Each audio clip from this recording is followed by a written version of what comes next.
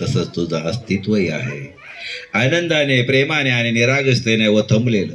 पहिल्या वर्गात येण्याआधीच जीवनाने तुझ्या हातून आईचा हात काढून घेतला, पण त्या रिकाम्या जागेत तू हळूच माझ्या आईचा हात धरलास.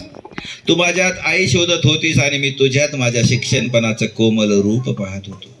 पहिल्याच वर्गात तू परभणीच्या शिवसोबत मैत्री केलीस ही साधी गोष्ट नव्हती. तुझ्या निरागस स्वभावाने मोठ्या माणसाने स्पर्श केला आणि त्यांनीही तुला प्रेमाने पत्र लिहून तुझ्या पाठीवर मायेचा हात ठेवला. खुशी, तू जिथे असतेस तिथे वातावरण बदलतं. तुझ्या हसण्यात एक जादू आहे, ती सहजपणे मन जिंकते.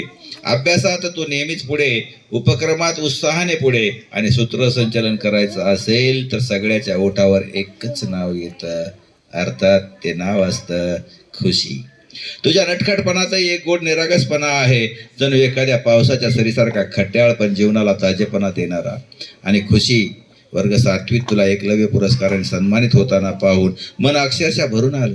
कारण हा केवळ तुझा नव्हे तर आपल्या शाळेचा बहुमौल असा सन्मान होता. त्या क्षणी वाटलं आपल्या छोट्याशा शाळेच्या अंगणात मोठं स्वप्न फुलतंय आणि त्या स्वप्नाला नाव आहे खुशी. सोबतच उत्कृष्ट वाचन पुरस्कार ही तुला मिळणं ही तुझ्या जिद्दीचं, सातत्याचं आणि ज्ञानावरच्या प्रेमाचं सुंदर प्रतीक ठरलं. तुझ्या हातातलं पुस्तक फक्त अक्षरांचं नव्हतं, तर ते तुझ्या उज्ज्वल भविष्याचं दार होतं. गेल्या 7 वर्षात तू माझी ओंजळ केवळ भरली नाहीस, तर ती प्रेमाने कटोकाट भरून टाकलीस. तुझ्या डोळ्यात उंच भरारीचं स्वप्न आहे आणि त्या स्वप्नांच्या मागे वडिलांना सुखी ठेवण्याची एक निखळ इच्छा आहे. हीच तुझी खरी ताकद आहे. खुशी, या 7 वर्षात तू शाळेत एक वेगळंच स्थान निर्माण केलंस. विद्यार्थिनी म्हणून नव्हे तर आनंद पेरणारी एक सुंदर उपस्थिती म्हणून, गुरुजी म्हणून. तू मला जे प्रेम, जिव्हाळा आणि आनंद दिलास तो माझ्या शिक्षक जीवनातील अमूल्य ठेवा आहे. खुशी, तू अशीच खुश राहो.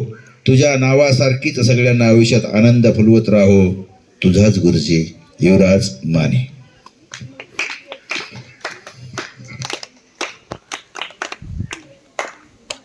खाली